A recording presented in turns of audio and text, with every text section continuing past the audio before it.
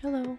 And welcome to the Late Night Whispers Podcast, episode 1. This has been coming for a long time. Yeah, a couple years now. We've been trying to put this podcast together and buy the stuff we need, and we got very lazy yeah. and distracted. Life was distracting. Definitely. But we're here now. And we're finally getting started, so... Right. It's a true crime podcast. We wanted to focus on cases that aren't known, or I mean... There's not well known that didn't get media, enough attention, at least.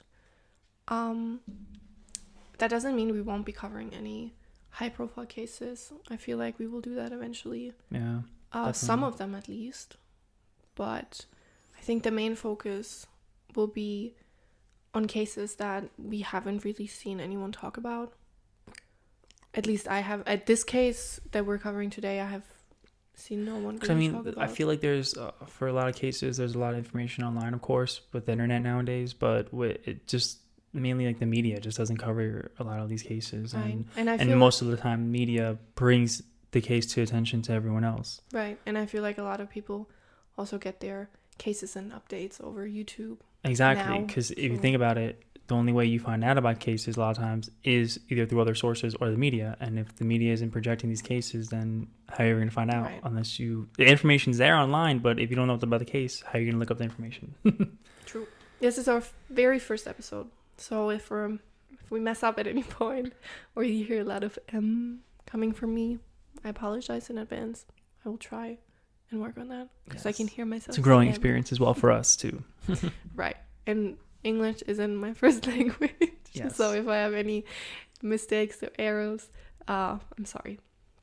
No disrespect. Yeah, so should we jump right in? Let's just get started. Right. We're covering a not very known case, but very, very disturbing and honestly shocking that I haven't heard about it before so much. I mean, I've heard about that case. It must have been a year ago for the first time. You told me about this case, so but I was very shocked that I've never seen or heard anyone on YouTube or other places talk about this. But let's get started.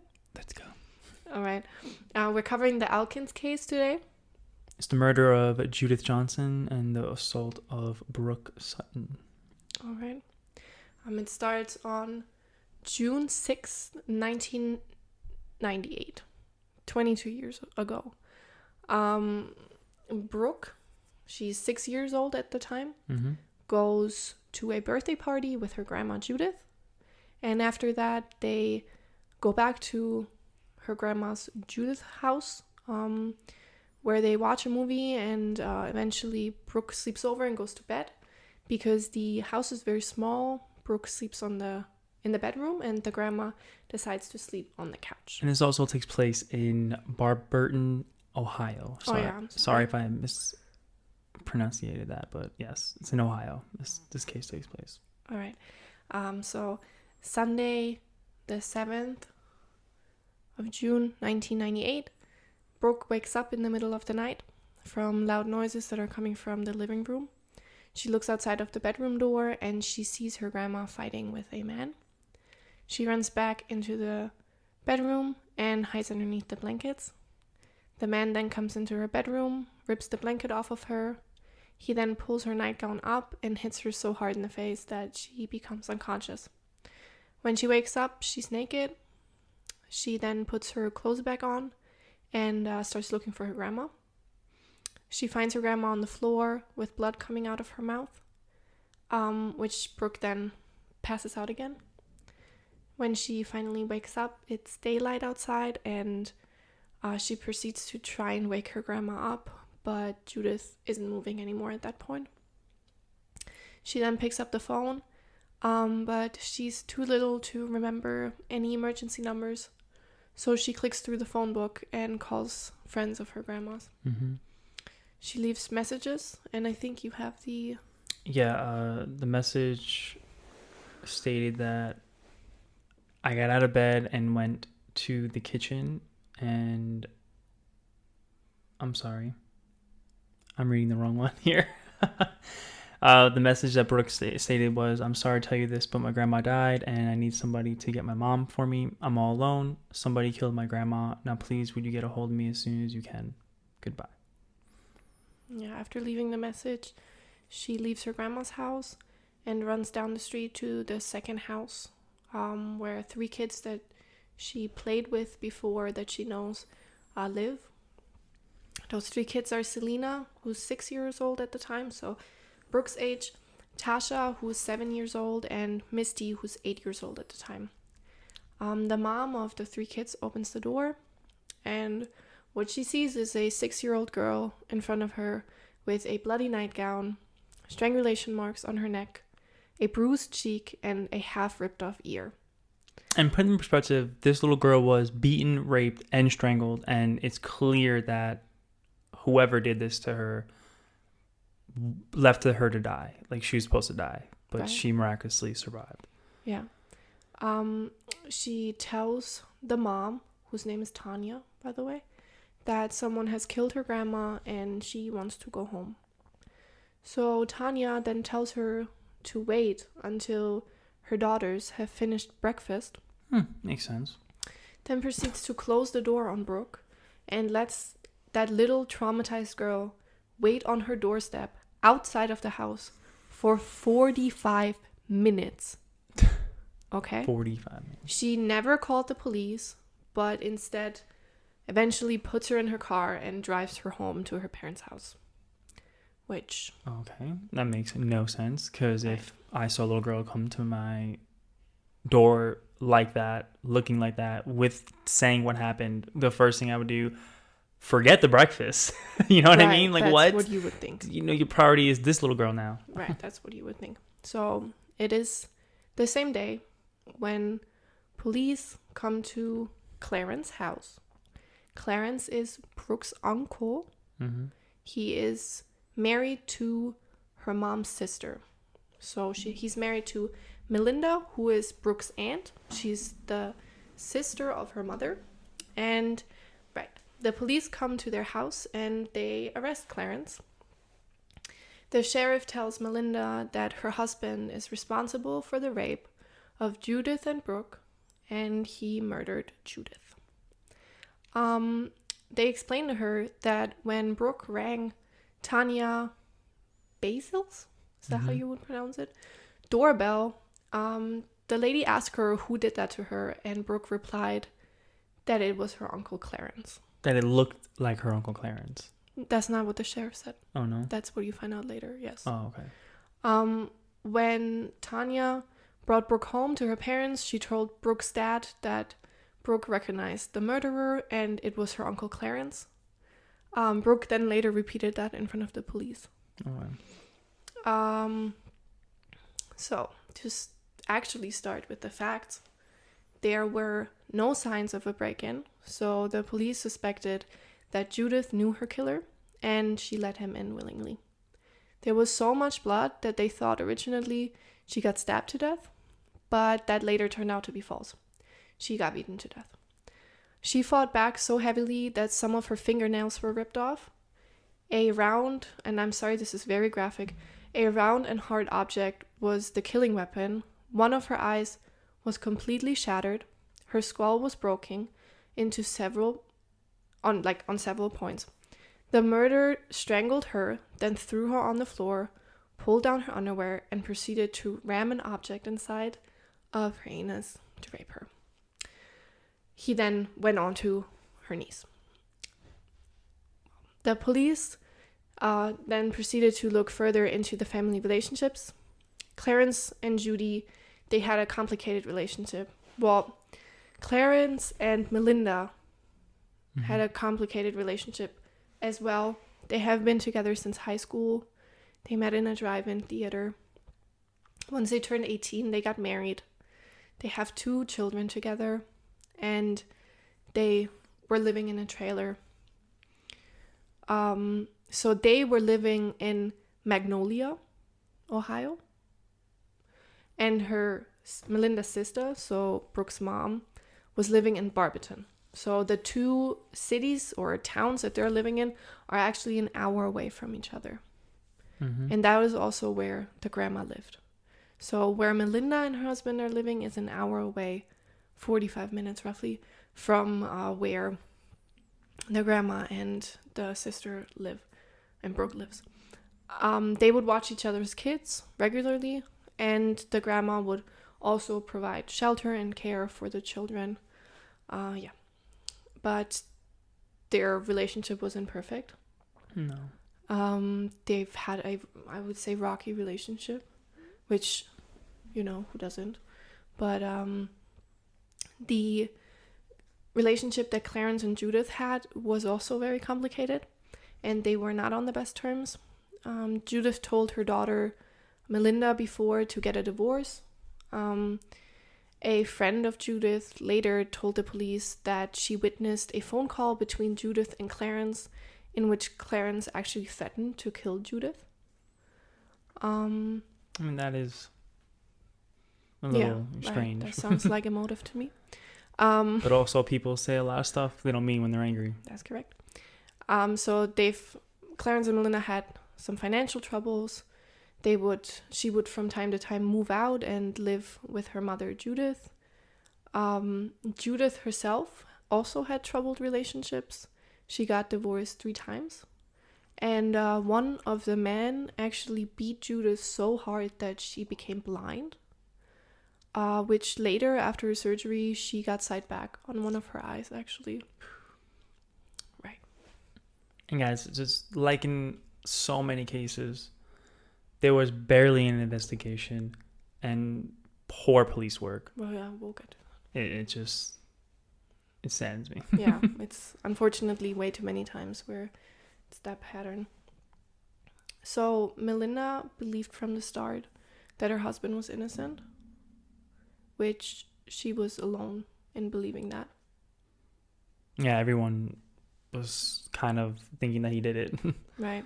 And he actually went out the night of the murder with friends until around 2:30 in the morning. His wife was up most of the time because one of their children was sick that night. So she was up almost the whole night. She heard him come home around 2:30. And so she was an alibi for him. Yes. And she didn't hear him leave the house again. And they had a dog, which would normally bark when it heard noises or someone coming home, and the dog was silent as well. So, like you said, the murder was around, I think it was between 2:30 and 5:30. And the house of the grandma was around an hour away, which would mean he would have to come home, sneak out of the house, drive for an hour, do the murder and raping, then drive an hour back, get rid of his clothes, and by the time that the police arrived, which I think was around 8 o'clock, he would have had to been done with it, which, if you look at the facts, sounds very unlikely. But again, if there's a lack of it's just 2 hours of driving without even anything else, and being And intoxicated. he was drinking, exactly. Yeah, he was out with friends all night. A little weird. Right. So May 1999 is when the trial started. Trial? It's a joke. Well, Melinda was in court every day of the trial. Her sister April, which is Brooke's mom, was obviously as well. Ever since then, April hasn't talked to her sister. Well, they haven't talked a year by the time that the trial starts. They haven't talked for a year. And nobody in the family was talking to Melinda anymore at that point. Nobody wanted to hear her out or hear her arguments. Yeah.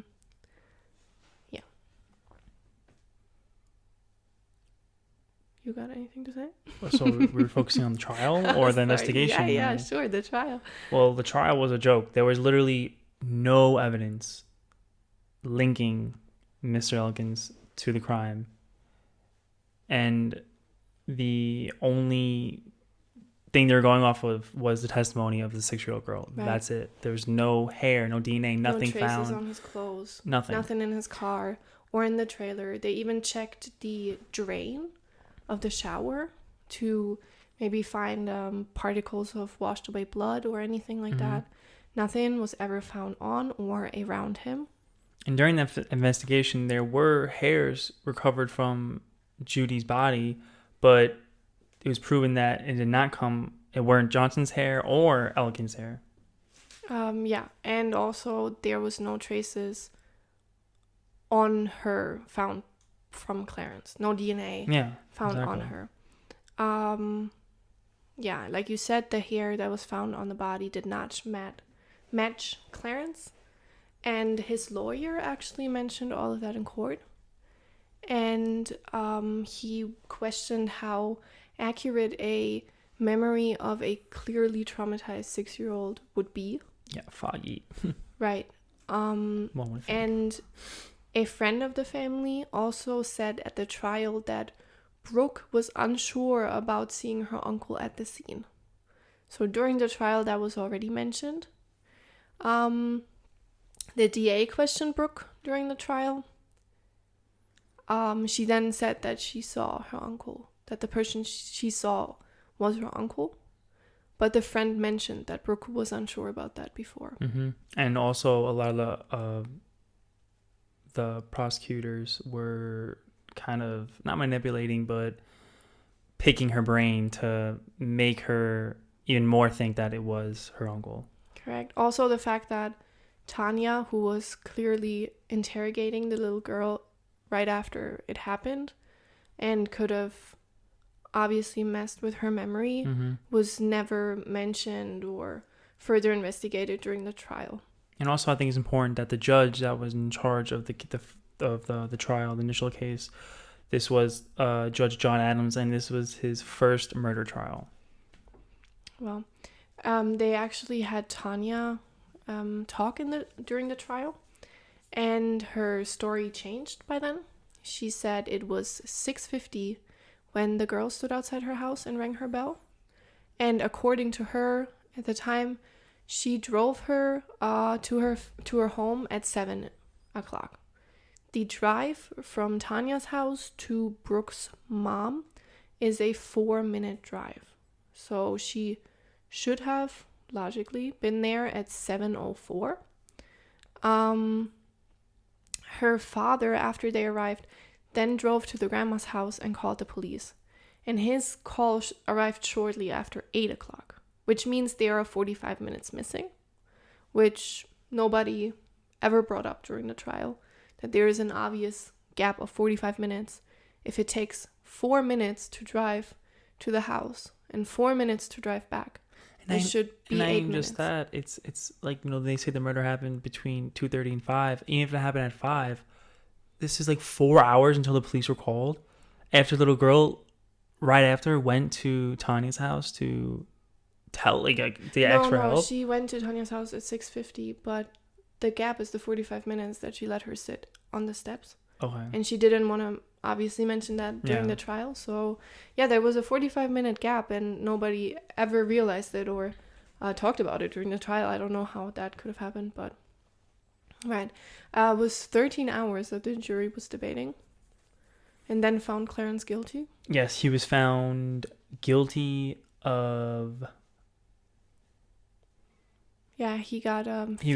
He was found guilty of aggravated murder, 2 counts of rape by force, felonious assault, and was sentenced to serve 2 life terms. Yeah, he got 15 years to life for the murder of Judith, 10 years for the rape of Judith, 10 years for the attempted murder of Brooke, and 2 times a life sentence for raping Brooke.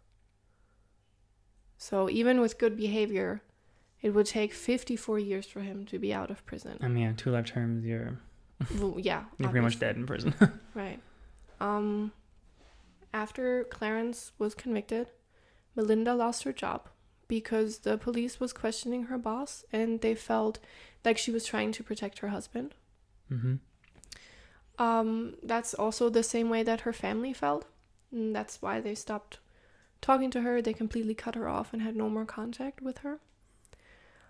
She started to work 2 jobs. She sold the trailer that they lived in at the time and moved with her 2 sons into an apartment. she then proceeded to hire a private detective, and he was shocked when he looked over the file. When the justice system fails you, you gotta take matter into your own hands. Yeah. He said he was shocked how terribly the police operated, how many traces were destroyed by walking all over the crime scene, how her mother lost fingernails, Judith lost fingernails during the fight, but nobody ever checked for skin particles of the murderer underneath them. I mean, there was no evidence even linking Clarence to the crime. Other than the fact that Brooke said she's Yeah, exactly. That's what I mean. But even so what? You go to court and be like, yeah, it was him. Okay, it was him. Well, that's not how it should be. No, of course. 100%. If there's no evidence, like, if you're innocent until proven guilty, but it's like, if there's no evidence even linking you, why are you even just a suspect? Because, granted, little girl, yeah, it looked like him. Oh, okay, then he's guilty. What? Right. What kind of investigation is that? It's not an investigation. Exactly. Yeah. Crappy ass police work. That's right. The private investigator, or the private detective, then tells Melinda that she should try and revive the relationship to her sister so that she can have some a contact to Brooke. So then she drives to her sister's house. This is 3 years since they last talked at the time. Her sister opened the door and she first was hesitant. She turned away from her. Mm-hmm. But then they pretty much fell into each other's arms and cried. Melinda then tells her that she needs help, that her husband is innocent. And they then get the private detective to actually talk to Brooke. And the private detective's name was Martin Yant, and he was known for assisting in exonerations for multiple wrongfully convicted defenders. Oh, okay. Right. He asked her about her uncle, and all of a sudden it seemed as if she couldn't stop talking about it. Mm-hmm. She immediately tells him that she said over and over again that she wasn't sure if it was Clarence, and that she only ever said to Tanya that it was a guy that looked like Clarence. Mm-hmm. And once everyone was so angry at him, she was scared to tell the truth. I mean, granted, you're a 6-year-old girl, and I can't imagine being that young and being in court and stuff. Like, of what? course, well, you can't even grasp what's even going on. Exactly. So you're traumatized. There, You've just gotten raped, almost died. I mean, the person that did that left you for dead, and then people spin your words around, and now you're scared to tell the truth. I mean, she's 6 years old. Anyway, so then later, I don't know exactly how much later, if it was weeks or months or a year, but when Brooke visits Melinda, she sees a picture of Clarence hanging in the house, or in the apartment rather, and she notices that Clarence has blue eyes, and she tells Melinda that the guy who murdered her grandma had brown eyes. Mm-hmm. And April, the mother of Brooke, she also agrees that Brooke did change her story in front that Brooke changed her story several times, and then they actually get her to talk to a camera to change her testimony pretty much. Yeah, this was in 2002. She recanted her testimony about her uncle being the perpetrator, as well as Elkins himself, the person in jail, gaining a request for DNA testing, and it was denied. Right. Due to the ground that the results would not prove his innocence. The judge How does that even make sense? Obviously, if it's proving that the DNA is not yours, and the judge didn't want a retrial because they were stating that the child got manipulated.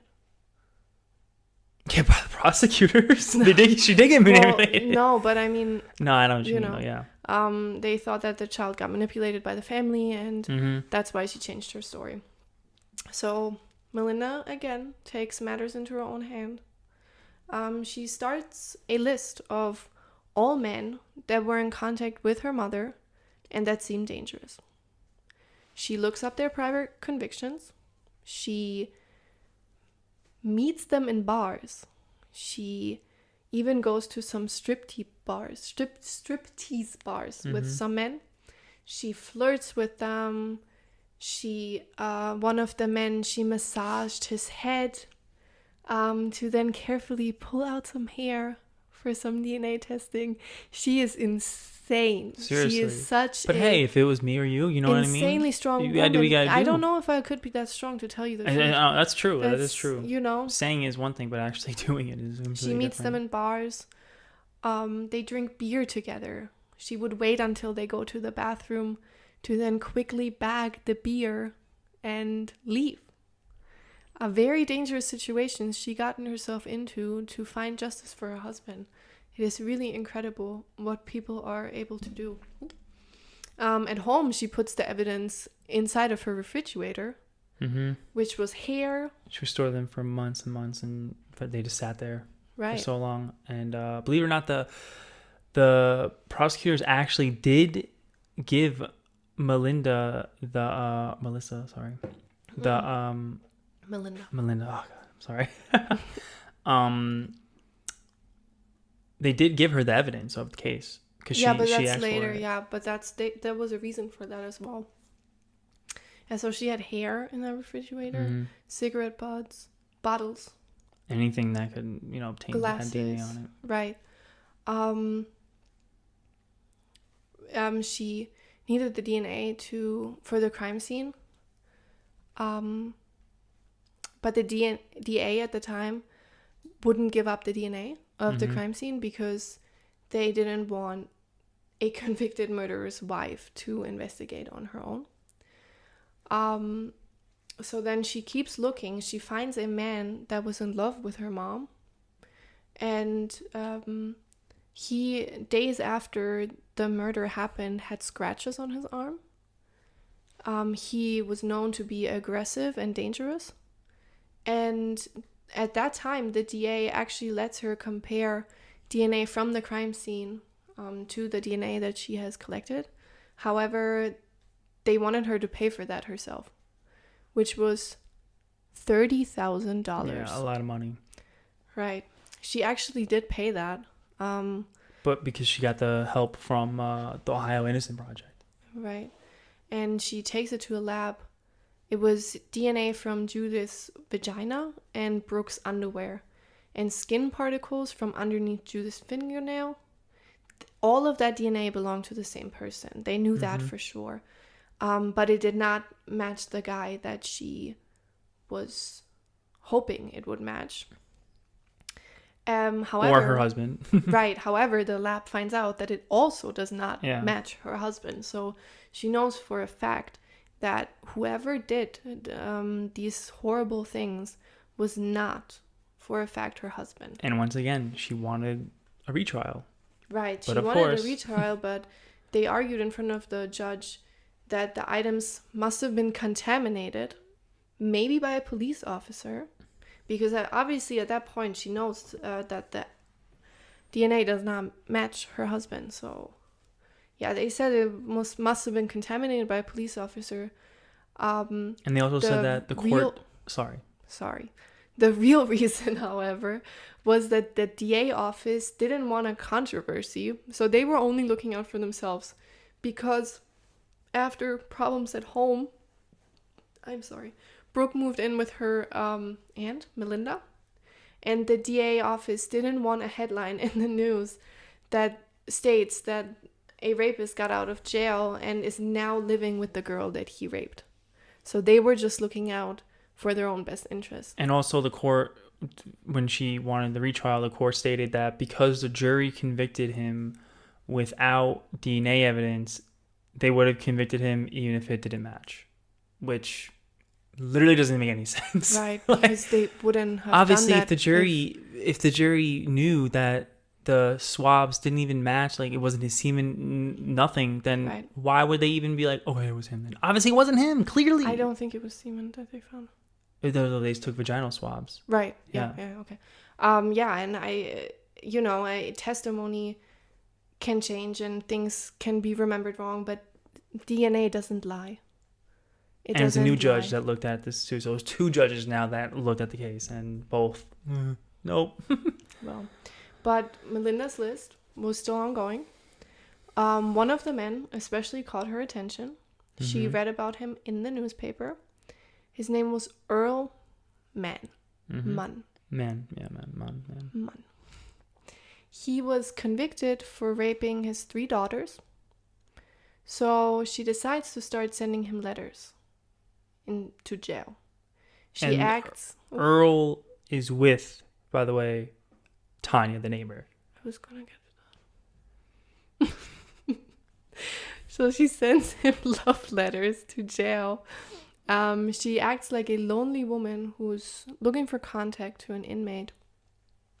She sprays the letters with perfume, puts lipstick kisses on the paper. She offers him to even send money. And he never sent any letters back. And I mean, clearly she wanted to write the letters so he can leave the DNA. Obviously, yeah, she was waiting that even if he sent just one letter back, he would have to use his saliva to close the envelope. So she would have had his DNA. But yeah, unfortunately, he never sent her any letters back. Then she reads online that he got transferred. Funny, he got transferred to the same jail her husband is in. And the very next time that she visits her husband in jail, she asks him if he knows Earl. And her husband tells her yes. He's over there, you know. Which then she finds out another great fact. He's a smoker.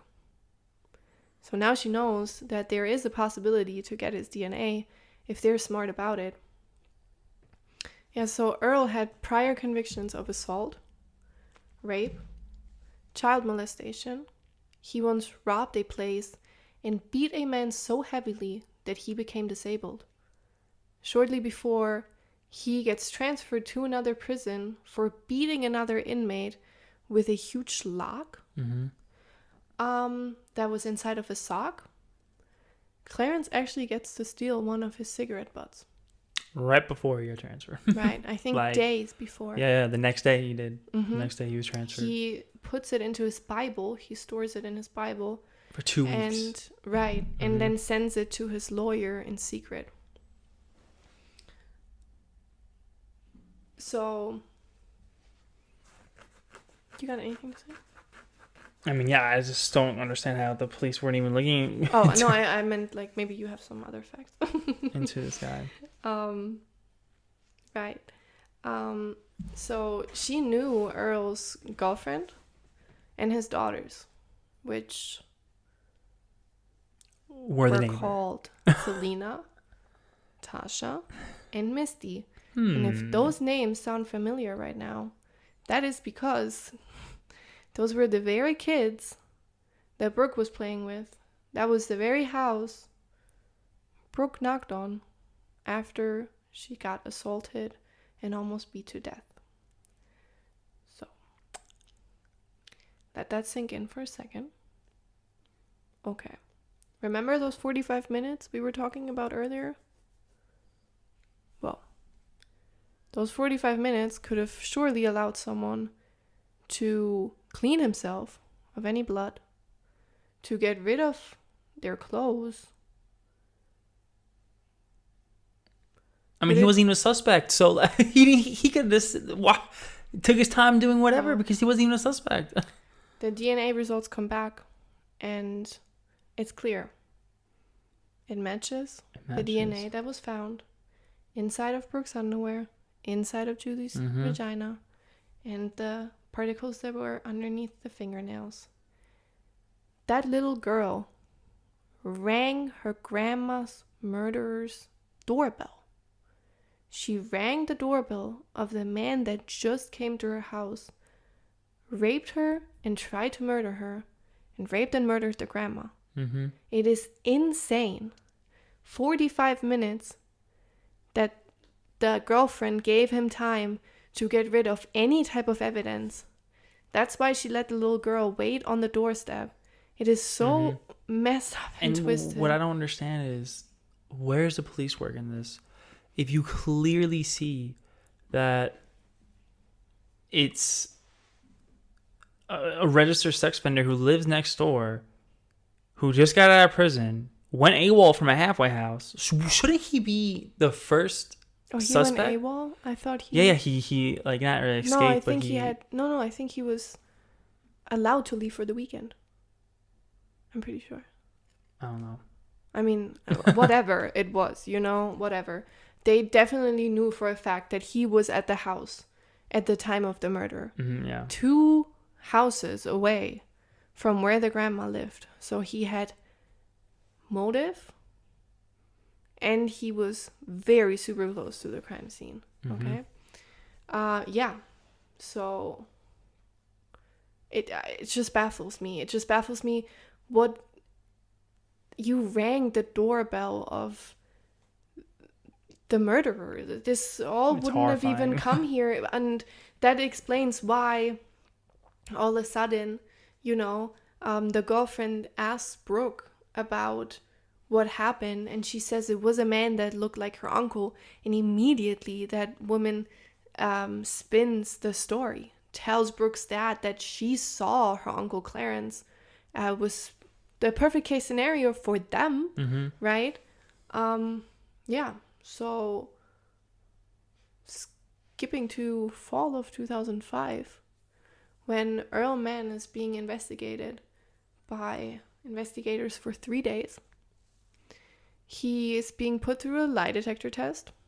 He tells the investigators that he wasn't in town during the murders, which turns out to be a lie. The investigators then tell him you need to tell the truth. He admits he was at Judy's house, but only for a short while. Again, a lie. He admits later he had sex with her, but it was consensual, which was also a lie. It is consensual. Okay. Insane. On the 15th of December 2005, the DA officially clears Clarence of all the charges. He was a free man. A free man after 7.5 years of jail.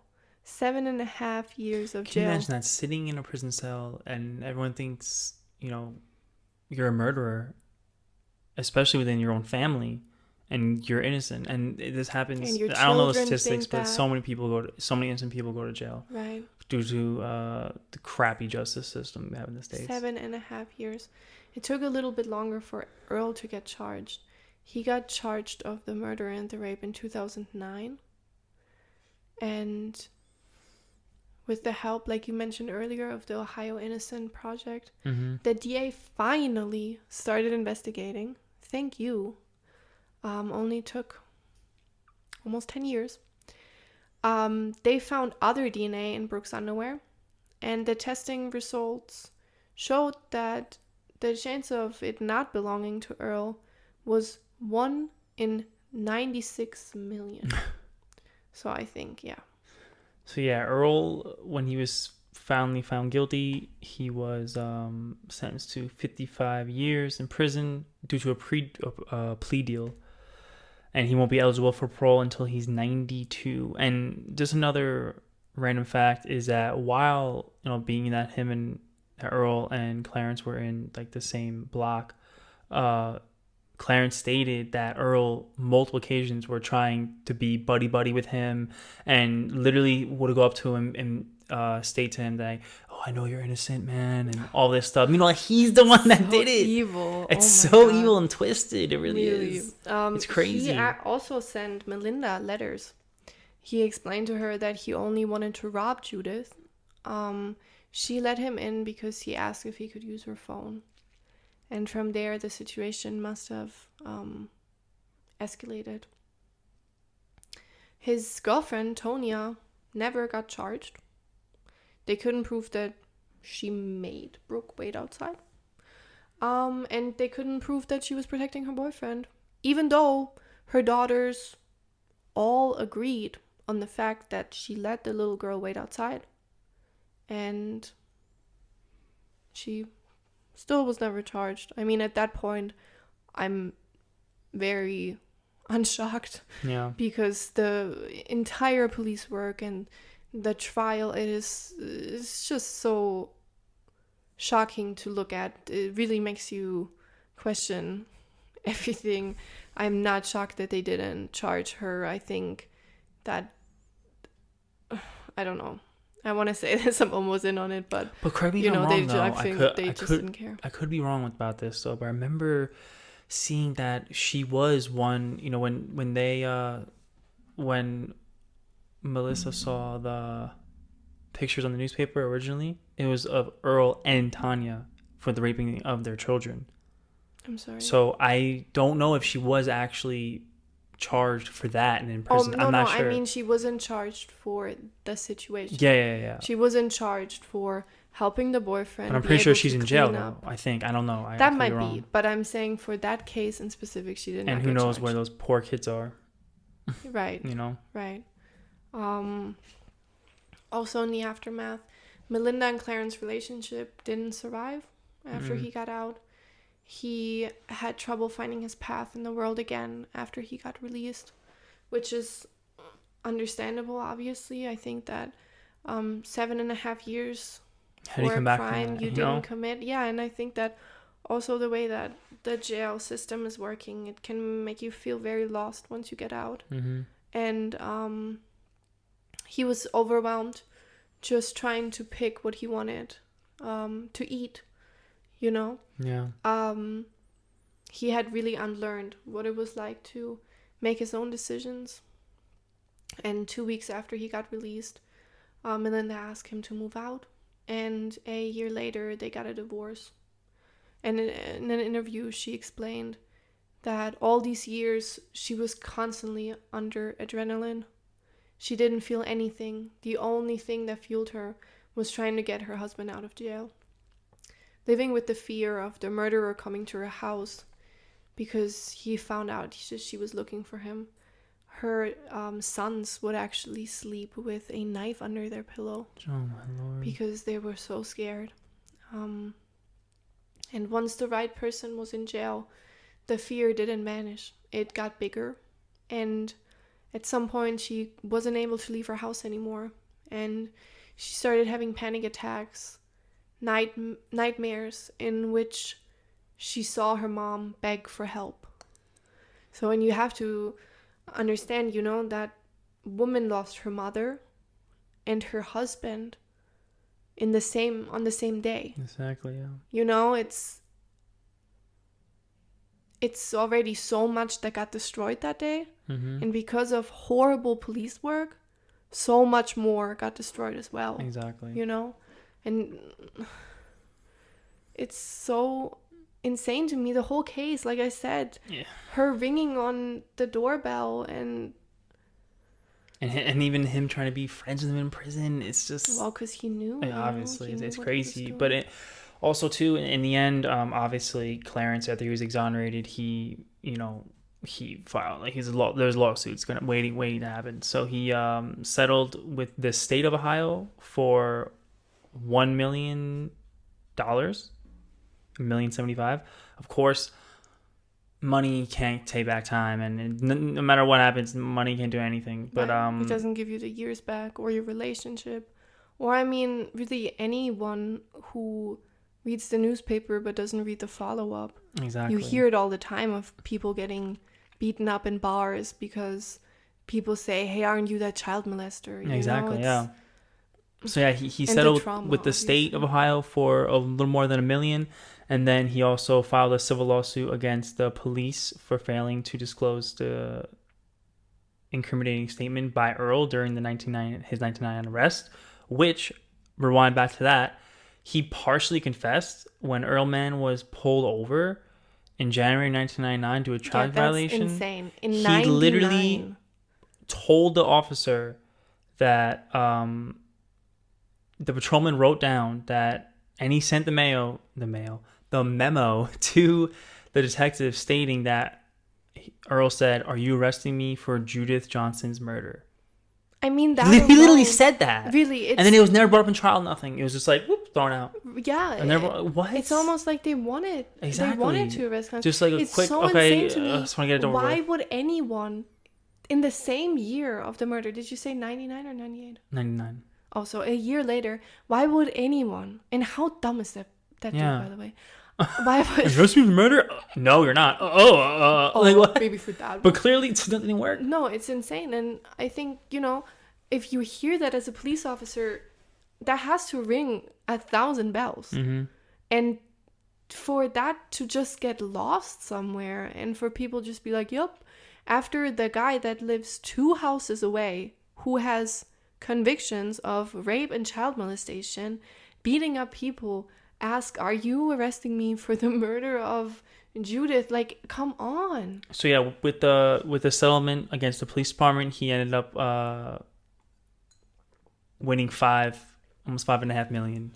So a total of almost $7 million he got. I mean, granted, and it's better than nothing, but it doesn't give you your life back. Yeah, of course, no. And that's what it is. But he used. They said that he used a lot of that money to work with getting others exonerated and different programs in the Ohio State project and all that stuff too. So I mean, wish he would have gotten the money, and then every single person that was on that should have gotten fired. Yeah, seriously. The judges, yes, especially these the DA, corrupt judges. Even the police, detectives. There is so many people who should be taking responsibility for that. I mean, again, from the beginning on, it was clear that there was no DNA found on him, and none of his DNA was found at the crime scene. So I'm baffled. Like I said, this case really leaves you just sad and shocked, and just a family that had to go through so much. That little girl Brooke had to go through so much. She's so strong. Really, it's just so sad. And there's just nothing really that it's just leaves me so sad. Yeah, and speechless, honestly. Yeah, really. And it's a horrible thing that happened, but because of horrible police work, it got made into a much more horrible thing. And I'm pretty sure that Earl actually got arrested for molesting his own daughters as well. I don't know. I couldn't find anything about if he got charged with that, but it was in the paper. That's the paper that Melissa found, that was a newspaper article that he got. Yeah. So I don't know if he, on top of that, was charged with that. I couldn't find anything on that. But yeah, I mean, looking at the police work there, they'd be like, "What? The kids must be lying." Be lying. Classic. Like I said, it's just we're laughing, but it really is not an inch funny. It makes me so angry to know that there is so, and maybe not the best time to talk about police work at the moment, but I know that there's a lot of policemen that take their job seriously and try to do great things, but the entire system is just so messed up. And cases like that just show again that if the police has an agenda and they want you gone, or the DA or whoever, they can just do that. They can just lock you up for something you didn't do, and they're just like, evidence? DNA? Scientific evidence? Nah. And how do you have faith? Nah. And especially, I can't imagine, we're on the outside looking at this. I can't imagine actually being Clarence. And no.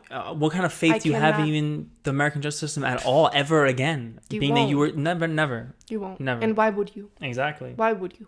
I don't know. They just took your life from you.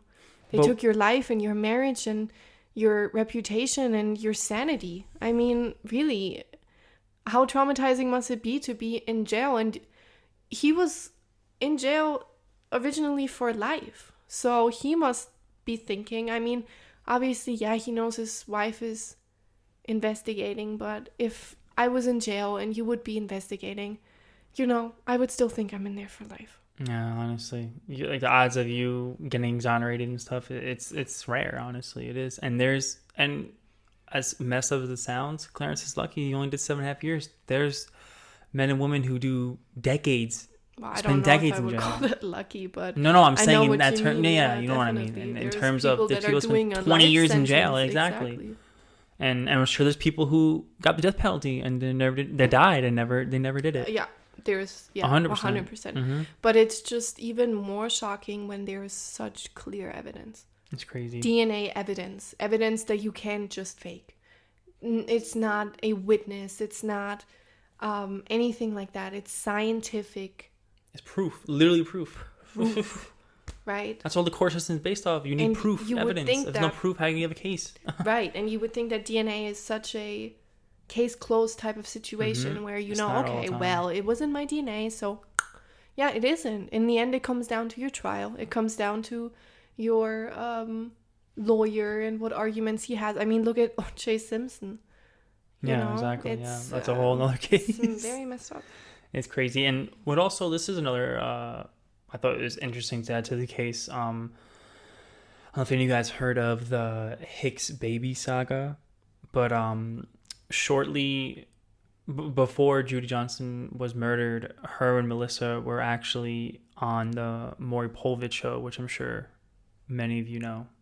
The show's still on the air today. Do you know how many years that was? I don't know what year it was on, but I'm pretty sure it was like, but it never, she was murdered before the episode went to air, so it couldn't have been that long.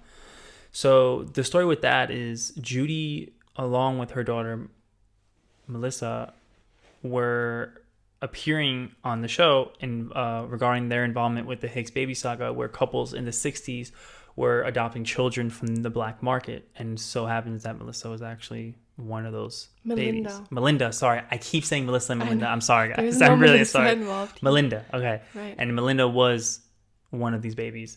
So back then, it wasn't really easy for couples to meet with the legal obligations for adoption. So Junior husband looked into adoption through official channels, but you can easily be rejected even if you've been divorced or if you weren't a homeowner, they wouldn't want you to adopt. So in the early how sick is that? Think about that. So many kids in homes that would be happy to be with a family that loves them and wants them, and this is just a crazy. Well, I mean, look at the laws now. If you're gay, you can't adopt a baby now in some states. Really? It's crazy. Is that true? Yes, Trump was just listen, I'm not a facts person with this, but pretty sure Trump just passed that law where if you're in some states, I don't remember what state it was, but if you're homosexual, no, that's insane. If you're a gay couple like married man to man or woman to woman, you can't adopt. It's insane. So insane. So yeah, in the 60s, Judy Johnson, her husband, applied adoption through an intermediary between a work colleague and the clinic in Georgia, and there was instructions that once they received the call, they were to get to Georgia within 12 hours, that they would sign the birth certificate and just head out the back door. I mean, sounds a little sketchy, but I mean, you're desperate to adopt a child, and right. I mean. So yeah, in February 1963, Judy got the call that baby Melinda would cost $1,000 roughly, and it would that the Thomas Hicks is called the Hicks saga because the doctor that was found. And I would like to also go in on that whole thing at some point. That's true. Yeah, I said besides this, I don't know much about it. Right, besides this is the first time I hear about this. So Thomas Hicks told her that the $1,000 covers the cost of the biological mother's keep.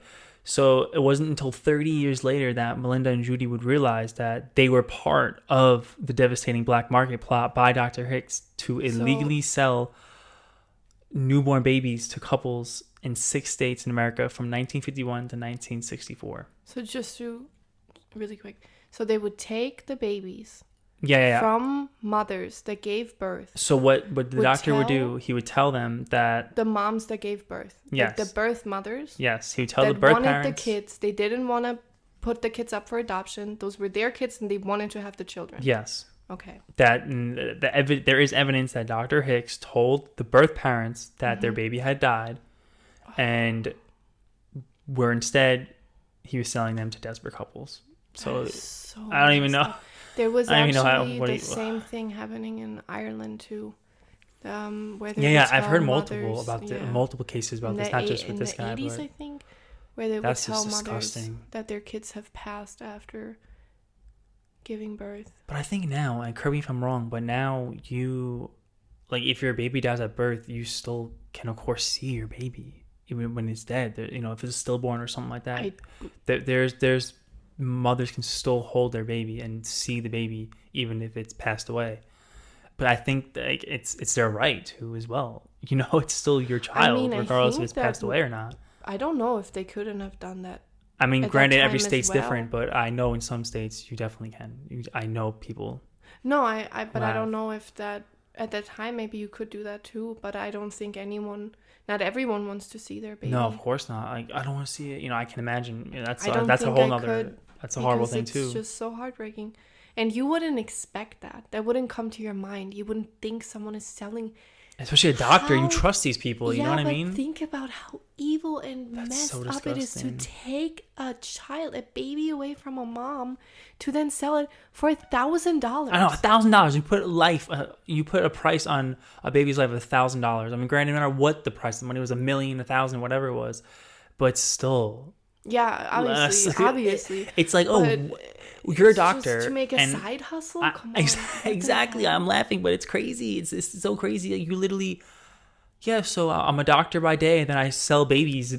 I sell babies by night. Even just to have that idea. Yeah. Hey, to have that come to your mind is just so sick. And how long do you know was that going on until? I said it was from 1951 to 64. So it was like 12, 13 years around there. That must have been so many children. Yeah, I don't know. And I would also think, why is there no following up? I mean, maybe at the time they didn't. I mean, 60s keep record. But the 60s. But why are there so many children dying in your care? You know what I'm saying? Yeah, exactly. Yeah, no, that's true. Do you know how many kids? I don't know how many kids, and I don't know if he was the only sole person involved. I don't know. Sure I don't know. Wasn't. He couldn't exactly. Have been. If it was 6 states, then I'm sure it was a whole ring. Well, yeah, he can't be a doctor in 6 states. Even in a hospital, you're not the only person. There has to be nurses. Yeah, of course. Or staff involved. But yeah, I don't know the tiny details. Yeah, he was charged, but I don't know what. Well, I would. I don't know too much about it. I just know that they were involved in it, which I thought that was really interesting. I would like to also. Talk about that at some point. Mm-hmm. And then the 2 people that are watching this, leave us a comment if you would like to know more about this. It's crazy. And then it's eventually on the Maury show they did actually air that episode, and they paid a little tribute to Judy at the end, because obviously maybe we can leave a link in the description of the YouTube video with a link to the video if you guys are interested in seeing that. Yeah. Then you can, and she was there with Melinda. Yeah, Melinda and Judy was on the show, yeah. But just them 2. I believe so, yeah. I didn't personally see the episode. It's crazy. And like I said, it's just sad. It's a, to me, very weird case. Mm-hmm. But very violent and just sad and... disgusting, honestly. It's disgusting that the victim's daughter had to conduct her own investigation to solve a crime that the cops should have done themselves. Yeah, to save her husband. Exactly. I mean, it was also her mom. Think about it. What if she was just like, nope, I'm not going to do anything? And also to live with, because I know she believed that her husband was innocent, but I mean, there must have been nights where you're laying in bed and thinking about your husband raping your mom and then killing her. And then raping your niece? Mm-hmm. Yeah, your niece. I mean, I think that, like, even if you believe wholeheartedly that he didn't do it, there must be points throughout the years where your mind is going places. Yeah, and to just have that pain, and like I said, the entire family to just go through that type of pain, and the little girl, it just breaks my heart, It really does. And I don't know really how close the family got after all this, even when he was exonerated. I don't know. But, I mean, if I was Melinda, I'll tell you what I would do. Family or not. You know what I mean? Like, you couldn't even stand by me. People that are just listening to that can't see your middle finger. Oh, yeah, that's true. Just for... Yeah. Matt was holding up his middle finger. Yes. We didn't introduce our names, by the way. I'm Julia. Nice to meet you. And I'm Matt. But I mean, yeah, I think... I don't know. Because in the end, how would they have known? What do you mean? You trust the police. They trusted the investigation. No, but they trusted it. Yeah. They trusted There was no barely an investigation at all. But you don't know that if you're just in yeah, of course. You would think that there was. But then after... Exactly. Especially when she got the evidence, too. You know, it's just like, what? Yeah, of course. But in the beginning, you would think that the wife is trying to keep her husband protected. Mm-hmm. That would be my first thought. And you don't want to think it's just, horrible why was he things. look into? He should have been a suspect. Clarence should have been a suspect, as well as Earl. He lived next door. Yeah, but he was completely off the radar. True. They didn't... Why would they? Why would they go to the house? Yeah, but they always look into neighbors and stuff, usually. Especially if you're a sex offender and you're raping kids. Like, what? Of course, but not if the kid says, I saw my uncle there. True. And that was... But this is also a 6-year-old. Your brain's not even fully developed. But so she was at the crime scene. And if I was at a crime scene, even if you're a child, and you say, I saw my Uncle Clarence. Oh, that was which she didn't case. say. I forgot what case that was. And then you have an adult, Tanya, who was there now telling the police, yes, she said she saw her uncle came in. So now you hear that from an adult as well. Even if the kid would later change their story, they would probably think that the kid's confused. Yeah, that's true. So the real evil is also Tanya here. I think she should have gotten I think she should have gotten life. You were protecting. But yeah, I did. I'm pretty sure she was in jail. I don't know. I have to look. Not for this, but I hope she got charged. I really do hope that she got charged. And if and she did, I hope hope those kids were taken away. Yeah, to a good family, not right. thrown into the system and just. Yeah, but they were probably thrown into the system. Yeah, I mean, some people get thrown in the system and it's a good thing, and some don't. And some never escape the system, unfortunately. It's just that the system also isn't, system the system should have a system. Yeah. And should get police, but that's a whole different story. I think we should wrap it up here because I think we're over an hour already. Oh my goodness. Yeah, I hope we laid the case out clearly. I hope you guys understood everything. Mm-hmm. If there's anything that we should be doing different next time, maybe me saying less and me saying the wrong names. Leave us a comment to people that are watching this, and I said again. We will see you in the next episode, hopefully. So yeah, thanks guys for watching, and we will be back next time with a more interesting case. More interesting? We always gotta one up ourselves. No, it's not about that. It's Obviously. a very interesting case. Yeah. We will be back with a less interesting. No, every case is interesting. I think. Yeah. All right. Let's wrap it up. Bye. Bye.